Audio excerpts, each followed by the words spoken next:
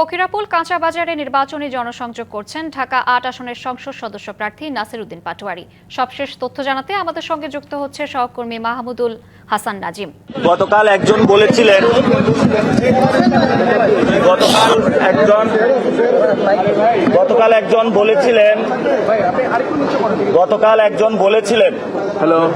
বুকের পাঠা থাকলে মোকাররমে সালিশ বসানোর জন্য।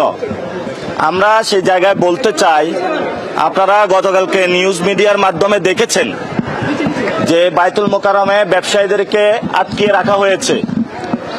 এখন আপনি বলবেন যে সালিশ বসান এবং বিচারটা হলো আমার পক্ষে দিতে হবে, জোর করে আপনি বিচার নিয়ে যাবেন।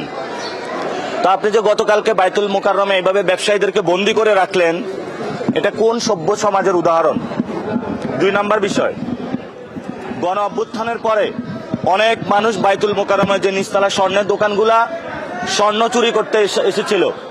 এই স্বর্ণ চুরি যারা করতে এসেছিল তারা কারা, এটা প্রশাসনকে সিসি ক্যামেরা চেক করে আইডেন্টিফাই করার জন্য আমরা আবেদন জানাচ্ছি। চায়ের দেশে ছুটির সাথে সালতানাত টি রিসর্ট, চায়ের দেশে আপন ঠিকানা।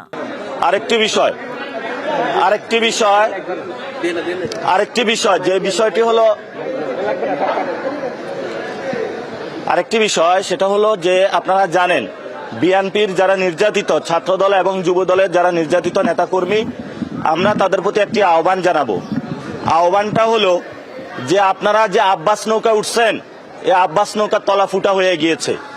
এই আব্বাস নৌকা থেকে দ্রুত নামুন, এটা আপনাদেরকে বাঁচাইতে পারবে না। আপনারা যদি তওবা আস্তাগফিরুল্লাহ পড়ে আসেন, ইনশাআল্লাহ আমাদের দরজা খোলা আছে। চাঁদাবাজি বন্ধ করে আসলে, সন্ত্রাসী কার্যক্রম বন্ধ করে আসলে ইনশাআল্লাহ আমাদের সাথে ঐক্যবদ্ধভাবে কাজ করতে পারবেন। ঢাকা ৮-এ আমি সবাইকে নিয়ে কাজ করবো ইনশাআল্লাহ। আর হাবিবুল্লাহ বাহারে যারা আমার উপরে আক্রমণ করেছে, ওরা না বুঝে আক্রমণ করেছে, আমি তাদেরকে ক্ষমা